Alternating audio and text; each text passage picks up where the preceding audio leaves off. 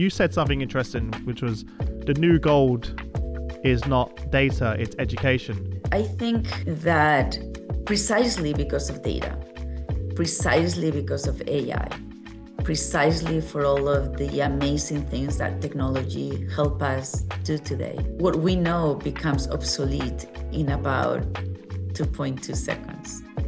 And what's going to keep us going and what's going to keep us advancing in what we do is education. We don't know right now what kind of skills we're going to need in a year from now, 2 years from now. I'm not even talking about 10 years from now. No, you're right. It's moving so fast. Yeah. In a year from now, we will have to focus on educating people and training people on acquiring those skills, because we just don't have enough students graduating from universities with the skills that we need.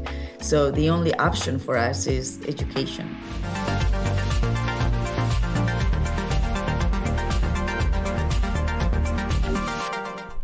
Hey, Aurora, welcome to the show. How are you? I'm doing great, Chris. Thank you for having me. Nice to see you again, although virtually. Virtually. Yeah. What you been up to? How are things? Well, things are great. I have been at this new company for about a year. It's called Sanitas Keralty, and it's in the healthcare industry, which was a change in industry for me. But it was an amazing change, and I'm so glad that I made the decision to change industries when I did, having spent my entire career in publishing and doing educational materials. I was looking for a way to challenge myself and to go into a new industry, and that was full of challenges. But at the same time, it was great to see that many of the skills that I had acquired before and the knowledge, I was really able to transfer to this new industry. So although it's been only a year, it has been an amazing year, and I feel I am a little bit farther along in my learning of the healthcare industry.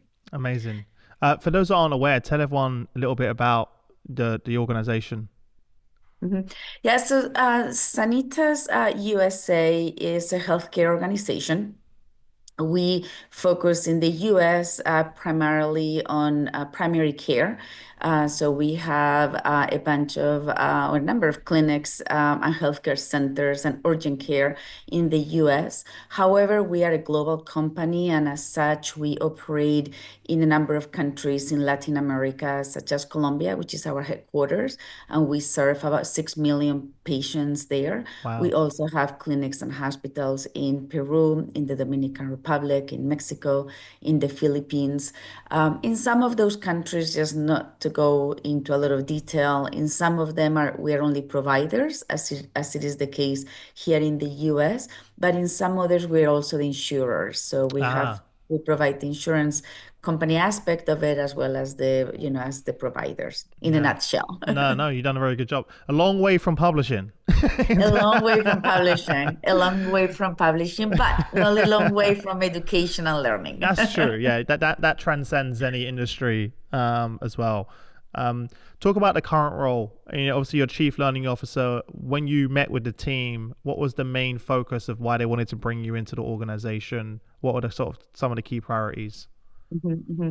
Great question. And, I feel extremely privileged because the CEO and the founder, in some ways, I think they created this position, because at Sanitas Keralty, they believe, and we believe, that education, research, and innovation is one of our 4 pillars, alongside with healthcare outcomes and alongside with the community and the social needs. Education is the 4th pillar. So it's highly integrated into the healthcare model. And as such, they wanted to build the same kind of prestige and influence that we have in Colombia, where we actually own the university. It's called Unisanitas. And we also own research centers, and we do a lot of things with innovation through some of our institutes there.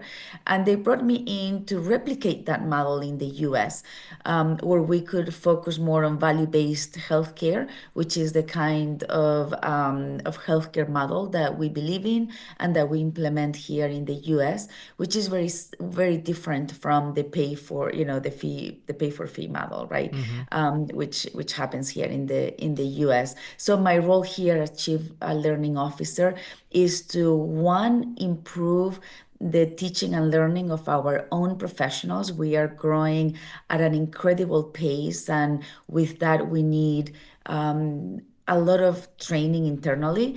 A, for people to practice medicine following this value-based healthcare, and B, just because, soft skills and all the other multiple areas in training that we are focusing on. And second is to create and build a university here. Very specific and focused on educating healthcare professionals in an effort to contribute towards the shortage of doctors and nurses and healthcare professionals in the US, which is a common, unfortunately, I think is a common need everywhere in the world. Everywhere. But we're focusing here. Yeah. Yeah. How does that make you feel knowing that what you're creating is not only upskilling and reskilling people, but it's saving people's lives? It gives you a sense of purpose that is truly, you always have that sense of, why do you wake up every morning, right? I wake up every morning happy knowing that I'm going to make a difference. And speaking about switching, industries, I haven't switched my purpose. I devoted over 20 years of my career in education, in helping children become successful, in motivating them to go to college, in helping them learn English so that they could succeed in this country. And that motivated me to wake up early morning and to get out of bed. And now it's almost is it the same feeling because you're having an impact in society beyond of your daily tasks that we all do, but for me it's just highly inspiring, and as I said, there is you can cut through the red tape and at the end of the day what you do matters, and it Yeah. matters a great deal, right? There's also your personal connection, right? Because you've said Or- before, and I don't agree with this, but I mean, in terms of turning a double negative into a positive, and you mentioned being a female and a Latina, that yeah, you described it as two negatives. I would say they're two positives. okay. But I describe love that. I take note. but just describe to the audience what you meant by that, because obviously we can share and elaborate a little bit more. Yeah. No, thank you for asking that question. I actually took that from an interview that I read by a female Latina in Texas, who was the only Latina, I believe, in the oil industry, or it was like a highly male oriented Sure. industry, and she was there. So I borrowed that term from her, but it really resonated with me because both in this country and in many other countries, being a female brings its challenges, right? We all know, and the statistics are there. It's not because I say so, as I like to refer to it. But when it comes to high level executive positions, the number of females are, decreased as we go high up the chain. And then if you are a minority and if you are a Latina minority on top of that, I think it just makes it more challenging. In my case, I love to say that negative, or what could be considered a negative, or two negatives, they have actually become a positive for me. And I have, in my case, being a female, I embraced that, and I was empowered by it. I also had amazing role models, both male and female, who empowered me along the way. I use my accent as an asset, not as something negative. And also, I think being a Latina, right, and the culture that we bring, the different leadership style that I bring to the table, the different way of thinking that I bring to the table. I think all those are positive for any environment.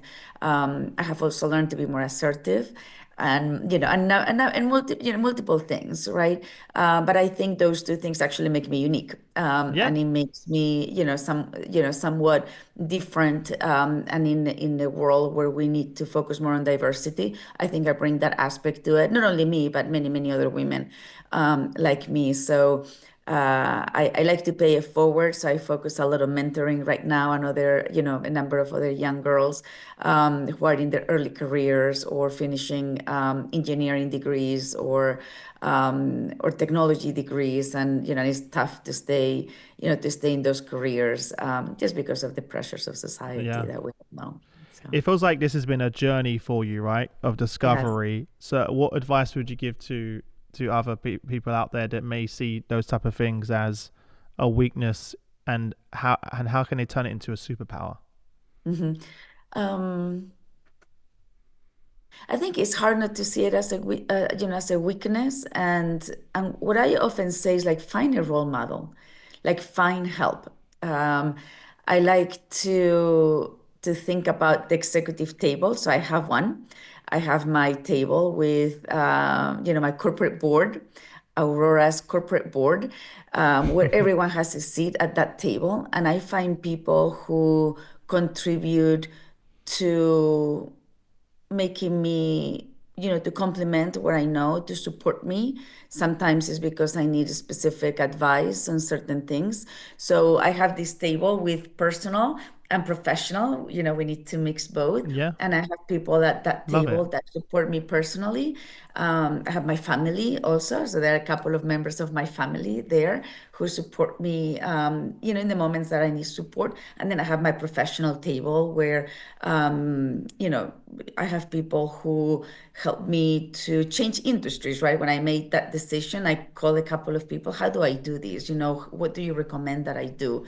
When I have challenges at work that are many common to all of us, I go to some, female role models to tell me, how did you handle that situation? Give me some tips, or tell me, how should I be thinking about it? What can I do? So I think creating that table around us of people that can support us both personally and professionally has really helped me along the way. And every year I revise the table. So every year I say, what do I need for next year? And what are my goals for next year? And, who do I know in my network can help me get there, right? So as an example, I wanted to get into boards. And I said, well, how do I do that? Well, let me ask around, let me ask, my contacts, how do I get into different boards? And I went and got my degree and my certificate on women on boards at Harvard University. Then I got my group of amazing friends who support me in that. We support each other. So I think it depends on what your goals are, then who you invite at that table. But I think it's very important. Oftentimes, females are hesitant to ask for help, and I think we need to ask for Mm. help. Because sometimes it's seen as a weakness, but like we said earlier, it's actually a strength to ask for help, right? And I think Yeah. that's the difference. I struggled with that as a long time as well. Like, the willingness to ask for help. Oh, maybe that makes me seem weak, or that I don't have the knowledge. But as soon as I started doing that, it opened up a whole new world of opportunities. Like you just said, like reach out to people that are in the space and say, hey, I'm looking to do that. What would be your advice? Right. And those people have been on the same journey as you, so they're more than happy to. You'll be surprised how many of them will actually reply and be like, sure, because they had to go through the same challenge to Yes. get there. So they're like, hey, we want to give back and help. It's the same way I do this show, right? When we have leaders come on because they want to give back to the community and be like, I was here, but um, it sometimes what you just said isn't obvious to people, that you could just reach out to Mhm. others and doing it and say, hey, and ask for advice, right? And once you Right. start building that network around you, it's so important to have that And it's sounding board. Yeah, and it's so powerful. And I think you used a key word there, which is vulnerability. Um, I think once you embrace that you're vulnerable and that is not a weakness, it's actually a strength, Yeah. then you can really overcome it. And sometimes we're just afraid because we think, well, if I admit, that I don't know X, Y, or Z, or that I don't have all the answers to that question, and especially I think as we get to higher levels, to higher executive levels, you feel like you need to know it all, and Yeah, I don't it gets feel like hard. It that. gets harder. It Mhm. does. You are. That's a good point that you just mentioned. The higher you go, it does get more difficult. Like, who does the CHRO go to when they have a challenge? Exactly. Who does the CLO go to? Right? Who does the CEO go to That's when right. he or she has a challenge? It Right. gets Right. more and more difficult. Right. So it's important that you have, and I have a coach, and I have others around me that I can go to outside of the context of HR leaders to ask for advice, and you'll find that a lot of people look at high potential people and successful people and think that they have all the answers. No, they're the ones actually that are most open to feedback and that are the most vulnerable, and it means that they speed up the fail forward process because they're That's right. always learning, adapting, and like learning from their mistakes and then going to and implementing that. Yeah. That's, you don't see that on the surface, but a lot of the time, what I've found in all of the interviews I've done over the years, that those are like what you just said. They're willing to be vulnerable and understand that's a strength, Yeah. um, as Yeah. well. And one advice that I would give, and this is something that I did for a long time, and then I moved, and then it was just not feasible to continue doing it. But I had a group of two other ladies who were in that were high level executives, and we committed to meeting every Friday for breakfast from 7 to 8 in the morning. And we almost did like a curriculum, right? What were the areas that we each needed help with? Mm. And we were like, it was we didn't miss one single Friday. We always talked about, we woke up early in the morning to get together. And the meeting was not about, our children or talking about those things, which, there were always time to do that. But it was always about challenges that we were facing at work Yeah. and how we could help each other, with our past experiences or researching or doing things. And that group that we created for about 3 or 4 years, that was also the first time that I was a COO, and it really, really helped me because it gets lonely up there, and it gets to a point, like we said, I didn't feel comfortable sharing those vulnerabilities, but I started with them, and they really helped me, and now I feel very comfortable feeling vulnerable with my own team, and that's why you create teams, with people who know more than you do, and that Yeah. you know things that you don't, right? And that I don't have the answers. I want to construct the answers and build the answers with my team members. But it took me a while to get there, right? Yeah. Until you gain the confidence to say that. It's like, oh, okay, I don't know the answer, but let me find the answer. Let's find the answer together. Yeah, I can tell you if you're a leader right now and you're surrounded by a team and you have all the answers, that's because you've not hired the right team. That's right. Because you've been like maybe your ego's getting in the way, maybe you're a little bit insecure, but I hire people because they're better than me That's right. at those things, and I look to them for guidance, not the other way around, That's as right. well. And I didn't learn. I think I learned that the hard way. That wasn't something that when I became a manager, it was really in my previous companies. It was like you have to have all the answers. You're the manager, right? Whereas you look at world class organizations, that's not how they work. Right. Their managers are enablers, right, of the skills. They're talent exporters, not talent importers, and they tap into the team, and that's what empowers your team to go and do their best work because you're not the bottleneck. That's right. That's right. Yeah, to be able That's to, right. And I agree with that 100%. And like you, I think when if you were to ask me this question 20 years ago or 15 years ago, yeah. my answer would have been very different, right? Because you are a new manager, you're learning. Many of us also we get into managerial positions because we are good at doing something, not because anybody taught us how to be managers or nobody taught us how to be leaders. That comes through training and through experience, right? And if you're lucky enough to go to business school and get an MBA, yes, right? But many, many people don't go that route. And you're good at X, you're a good sales rep, and then all of a sudden you are the regional That manager, was but me, you're no by the way. longer That wasn't me. That was exactly that. me. I was the top salesperson, and then Chris, now you're great at sales. Now you're a manager, and I was like drowning. I was Right. like, what do I do? This is I know how to sell, but managing a team, I was just thrown in there Right. as well, which Right. And happens then to how many you people. motivate people, right? Especially you're good at what you do or what you did because you were very driven. And many of those characteristics don't always transfer to being a good leader or a good manager. On the No. contrary, right? They Yes. can actually hinder your progress to becoming a good leader or a good manager.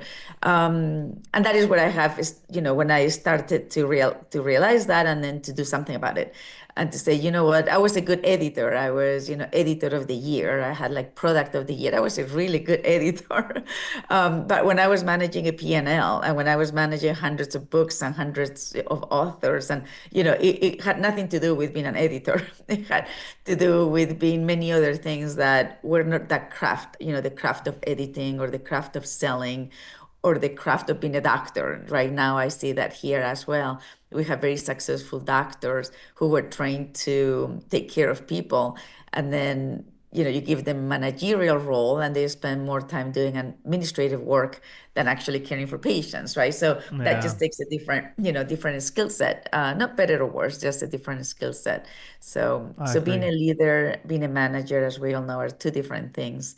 And we need to support people in that journey, and that's in part why I find my job very exciting, which is how do we promote people who are stars in their jobs, and they want to continue to grow, and the corporate ladder is that you become leaders and managers, and you manage departments or you manage teams or you manage business units, and for all of that your skill set is different. Yeah.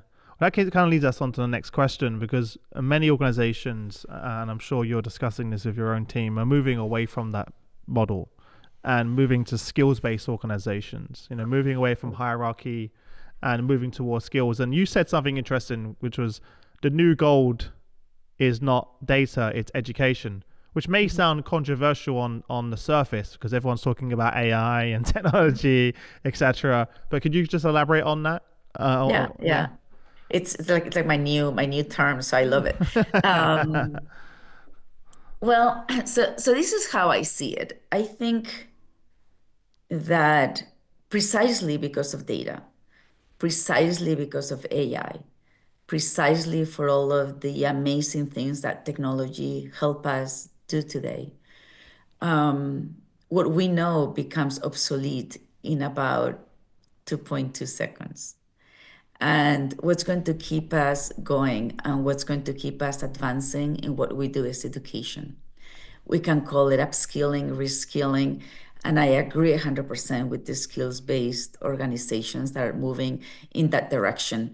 Because what we are going to need that we don't know right now, what kind of skills we're going to need in a year from now, 2 years from now. I'm not even talking about 10 years from No, now, you're but right. It's moving so in, fast. Yeah. in a year from now, um, we will have to focus on educating people and training people on acquiring those skills because we just don't have enough students graduating from universities with the skills that we need. So the only option for us is education, educating our current workforce, educating ourselves, and understanding that technology. And that is why I think that organizations that focus on education, in the broader sense of the word, right? Meaning like skill sets, also in research and innovation. Right now, it takes us like 2 months to innovate because we have answers at our fingertips so much faster than before. So even how we innovate and how we do research, is much quicker. And for that, we just need to be constantly educating people. And more so, I think younger generations, even more so, because they come out from college with a set of skills that we know are not necessarily up to date by the time they enter into the workforce. They're Yeah. just not, unfortunately. They learn many other things in college, but not necessarily the skills or the knowledge that is going to help them be successful at school, at corporation, excuse me. And for that, it is the responsibility of corporations to educate them again, and again and again, and to upskill and reskill so that they can be productive in society. Yeah. it's So that's interesting. why I think education is the new goal. Yeah, no, I agree because and also a lot of the types of skills now that we have AI and data are going to become more important. Are some of the, I don't want to say soft skills, but power skills, let's say, Mhm, they're going to mhm. become even more important as technology starts to replace a lot of the stuff that we used to do manually, Correct. as well. So things like creativity, things like Mhm, critical thinking, things mhm. like leading with empathy, things like, some of the things that we just discussed, those, because the technology can do that now. So those soft skills, I don't like the word soft skills, power skills are going Yes, to I be, like power yeah, skills. the word soft skills just never sits right with me. They're going to become even more important now more than ever, given the pace of change on the technology side.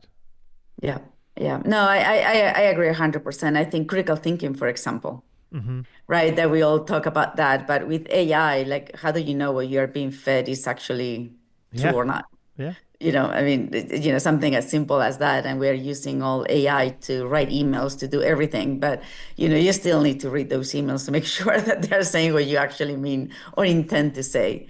So I think it's really important. Yeah. yeah.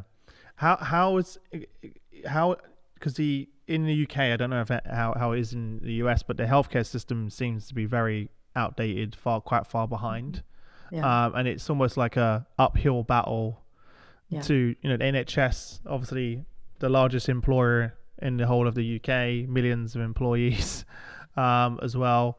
It's a monumental task, right? It To is. to It really to, is. to do Mhm. that. Are you and the team also going through this and reassessing the entire digital side of things in terms of your solutions and the current tech stack that you have in place to help support this Yes. change? Yes, absolutely. I think in the US, and I cannot speak for the other companies. I'm just going to speak for for Sanitas and for Keralty. We actually started working on AI a long time ago. So Oh, we are really? not being reactive. We were proactive in the work that we were doing. And certainly, I think there are so many applications of AI that can really help doctors and patients accelerate their treatment, or accelerate how quickly they do things. That we are obviously investing quite a bit on that. And not only we've passed probably the the moment of investing in it, but we are applying it. And I know that is also true in some other healthcare organizations. And we have started with like population health management. Keep in mind, like, all the data that we have is not a problem with data. It's like, what do you do with so much data? So when you can apply artificial intelligence to find trends on what is happening, where are the conditions that are coming, or what are the most prevalent conditions and things like that, then it really makes our job much easier and more tailored towards providing the right healthcare that patients need. So I do think we're in the middle of a revolution at all levels, and healthcare is one of them. You are right in that it's very, I think many systems are obsolete. I Yeah. think many systems, I think the way that we understand how we receive care is very traditional, but that is why education is so important. And that's why we focus so much in, here at Sanitas, in redoing and educating patients on value-based healthcare and what they can expect from us. Yeah. I think just sort of the patient care interaction with AI is such a powerful tool for them to get answers to their questions immediately through an application that would typically take weeks and months. There's a private healthcare company I use as well that I have an app where it uses AI and I can ask questions about my prescription. I can ask questions around my appointments or anything really that I Anything. have and That's right. instantly, and then I press one button and it automatically sends my medication in the email. I mean, in the mail, right? So That's like right. just the accessibility piece is important as well. So people globally over the world who they don't have access to a physical location now that can access this information, I think there's a game changing opportunity to leverage. But it's obviously you've got to be very careful because the area that we're implementing it within, obviously, you don't want to give the wrong advice when we're talking about people's health. Correct, Yeah. correct. And that's why the training and the learning and the education is top down and bottom up, right? Hmm. It's educating patients of what to expect so they don't believe everything. And it's Yeah. also educating our doctors, right, and our healthcare professionals on how to do a sensible use of those tools that we are making accessible to them. I see it a lot right now, more on the time management piece. I think about all the doctor's notes. As you probably know, like Yes. Oh my. doctors have to, Yeah. they have to write just absolutely everything. That was, it's a time-consuming task, and they have to be very accurate and things like that. And right now, we can use technology and AI to help Note them at takers. least, Yeah. just like Pierre not taking, to the transcript of those conversations, and then they have to review them, make sure it's accurate, right? Because it's not 100% perfect, but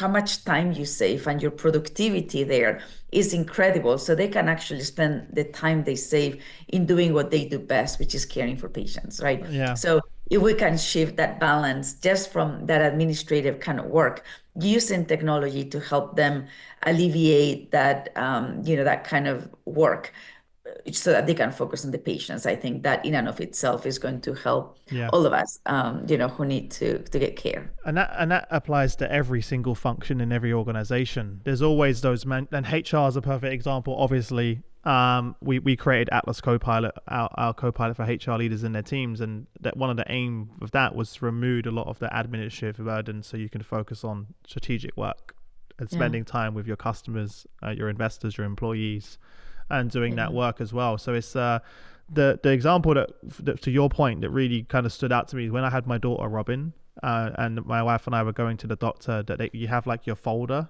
that you have, hmm, right, for your appointments, and I remember sitting there watching the doctor write all of it down, and I said, "How do you file this?" Because and they're like, "Oh no, we have to write it all in here, and then we have to write it all again in the computer." And I was like, "Why that's don't right, you just write it in the computer?" And that's they're like, right. "No, we have to have a physical copy as well." So I was like, "You're doing the same work twice?" And they're like, Yeah, "Yeah." So they could probably see another 5, 6 patients per day that's if right. if they weren't having to do that. And it blew my mind actually, Yeah, because also the mistakes that can be made, the human the error. Yeah, human error in that is unreal. And you're talking about unreal. like a baby, So if you Yes, lose a document, you write something wrong, you input it incorrectly, whereas AI can transcribe exactly the conversation. You go in, it's already in the computer, in the system, you check it. So that kind of blew my mind when I saw, and this is not that long ago, right? This is a couple of years ago. So, yeah. how do you see, sort of last question, the what are some of the ways that you're thinking of in terms of how you can leverage AI as a CLO to upskill your team and your Well, employees? we're actually starting at multiple levels. So one really is, what are the applications of AI in all these systems, Okay. right? So how do you apply AI to improve the systems? One of them, we have one where the doctors write their notes. There are many in the market. We don't do the paper. There it's all digital, Hmm. but still they have to sit down and write those notes. And what it happens is that the doctor is typing and is not even looking at the patient's eyes, right? Yeah. Because you're typing, right? Hmm. You're typing while you're talking to the patient. So we're trying to eliminate a lot of those barriers so that because we follow a very humanistic and value-based healthcare model where they spend that time, quality time with the patient, knowing more about the patient. So I think that the no-brainer to me is the application of AI into improving our system so that our providers have more time with patients, and just improving systems overall. So that's one. I think the other one, as I mentioned, in terms of use of AI is in population management. All the data that we gather, how can we anticipate that we are having more patients with whatever condition because we are seeing all these obesity, for example, Hmm. cases, or diabetes, or you name it, right? And that we can find patterns in what we are expecting and how we can manage, population in that way and provide anticipate the needs of, of our patients so that we can be better prepared with the medications that we need to have in our pharmacies or with the services that we need to provide. I mean, there are a number of things. So I think that's an important one. And the third one that I would say is on research, right? We all know that research projects take a very long time.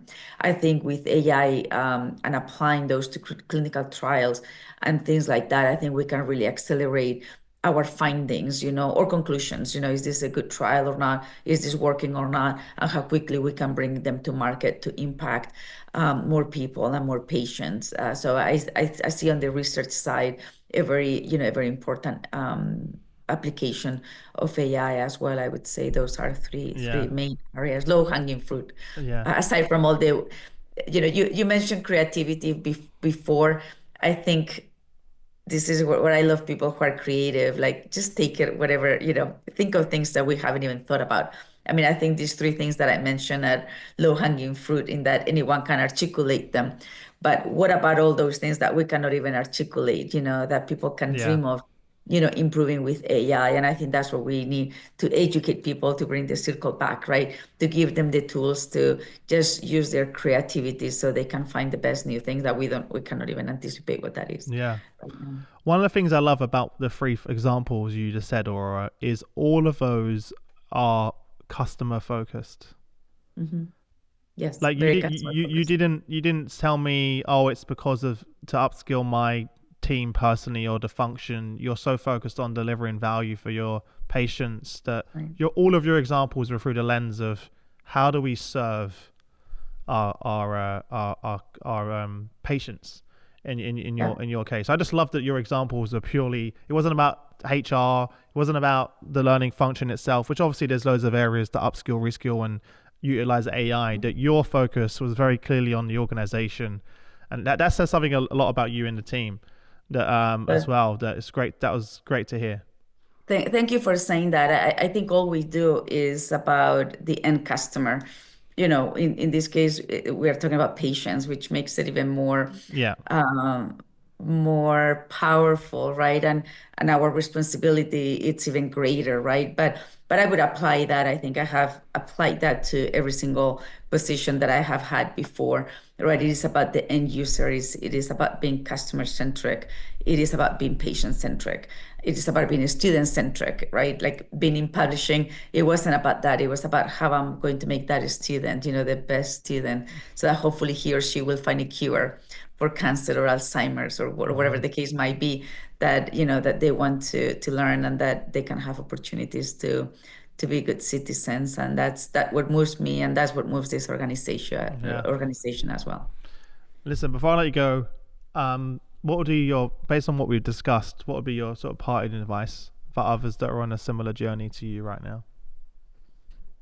I think don't give up. You know, I love the word grit. Um, I I love what it means, and you've got to have it, right? You cannot teach someone to have grit, but I do think you can motivate people and to support people to not to give up and to find that purpose. I'm big on purpose. I think that we need to find. I think we need to know very well what our purpose is, our internal purpose, and then find companies that match that purpose. Sometimes I do this exercise when I tell my team, like, what is your purpose? And then I ask them, can you articulate what is the purpose of the company? And sometimes there is a mismatch Mm, between what I want versus what the company wants. So, it gives you pause, right? And you should think about that. So I always advise people to be very clear about what your purpose is, and then work for a company or find a company. There are millions of companies out there. I'm sure there is a match for you, and that way, you will love what you do, yeah. and you will find a reason to wake up every morning.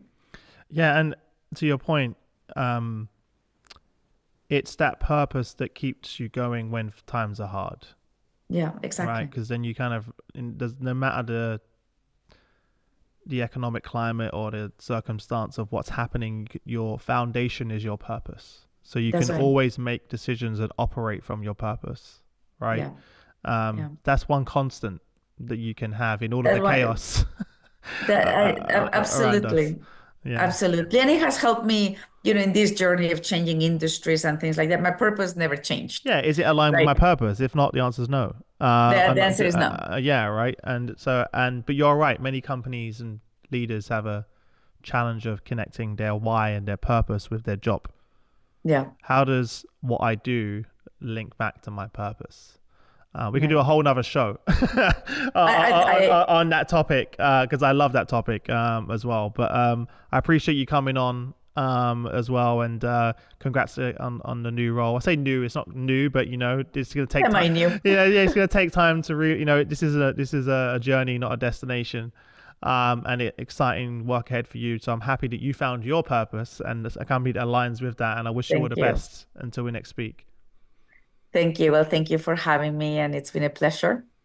And happy to leave my contact information, and be happy to have people contact me. Yeah, So well, thank you. probably the best way, LinkedIn. Should we just drop a link to your... LinkedIn, Yeah, yeah, that'd be cool. We'll great. drop a Yeah. LinkedIn. For everyone watching, as always, make sure you like, comment, subscribe. There'll be a link below to connect on LinkedIn. so make sure you go and do that. But Aurora, appreciate you coming on the show, and I wish you all the best until we next speak. Thank you so much. Thanks. Thank you.